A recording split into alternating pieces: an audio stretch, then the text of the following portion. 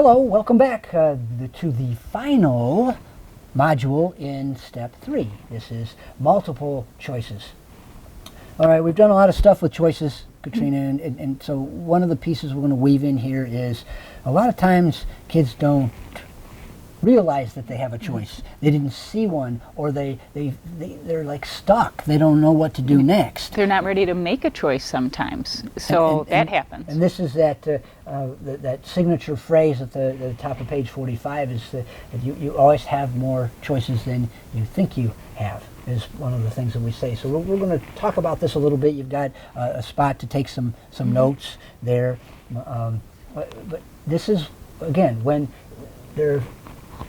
they're not perceiving that they have another choice that they could be making here. You can move in and say stuff like, well, what are some of the other possibilities here? Or how else could we solve this? Mm-hmm. And what are some other choices you could consider? And how can you increase your list of alternatives?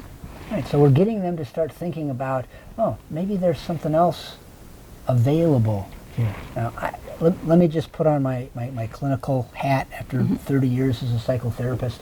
I used this technique with my adolescents and teens that are having suicidal thoughts. They're feeling stuck.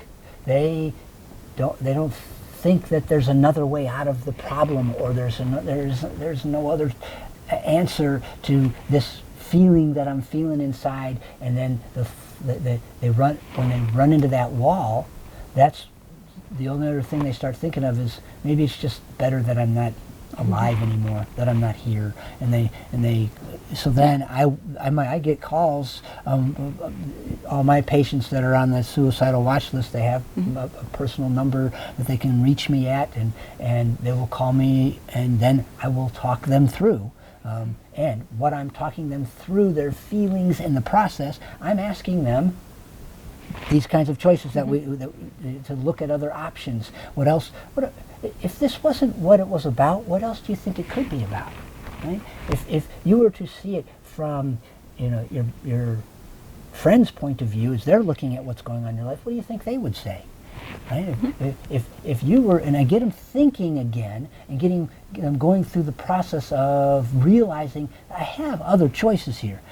Suicide is only one, and you got stuck on that one. But look, there are a couple other ones here that you could put into play. What if you were to choose one of those? What do you think would happen? And this reduces fear and anxiety. That's what this strategy is really helping and supporting.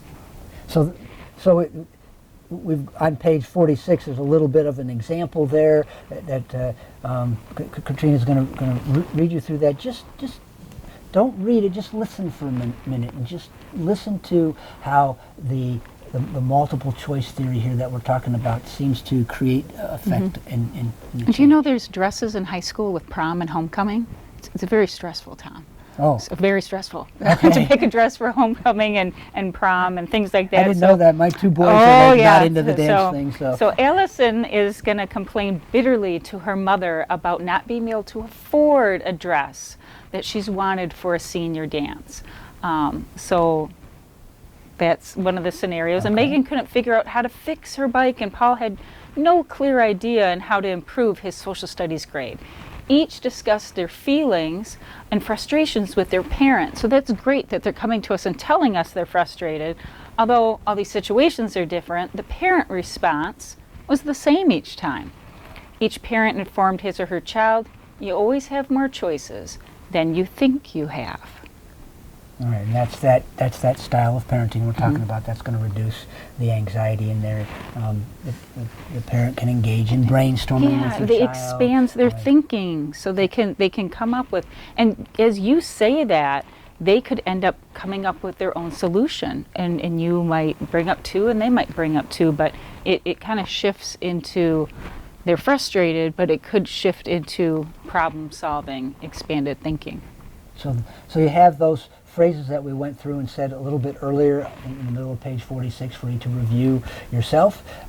Remember, this is where you're moving in a way to help them expand their options, get unstuck with just, I don't know what else to do here, and it's sort of a kind of a quick hit that once you start using it with them more and more, they'll pick up on how to handle that next time. So then there's an on your own article to read. All right, and that article is you always have more choices than you think you have. It's just to give you a little bit of a refresher on talking about this, and then you're going to identify or write down 2 areas where your child would need help in becoming aware of more possibilities, and then you would write out the parent talk that you would use for each choice, so that you're just practicing and coming up with creating some possible scenarios and possible words and phrases that you would use if this were to be an issue that you would come across with your children. So you always want to do your best to be prepared for what might happen, and more than likely then a lot of it won't. But if it did, it's okay, because there's another strategy that you could use.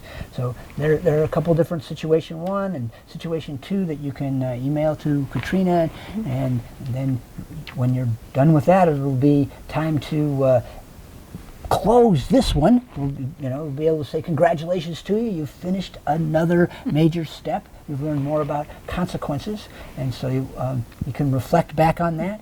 Pick maybe a couple phrases from the last group of modules from 9 through 13 that you were exposed to in step 3, and see what language you'd want to continue using. And it's okay to carry them on an index card. Yeah, I did that. Keep putting I them on those cards. Pick, choose, decide. Opportunity equals responsibility was hung on the side of my refrigerator for years. Yeah. Okay, so then we're going to, after that, then you're going to move on and maybe give yourself a week to sort of, use some of this stuff, practice it a little bit, and then move to step 4, which is all about praise, criticism, and self-esteem.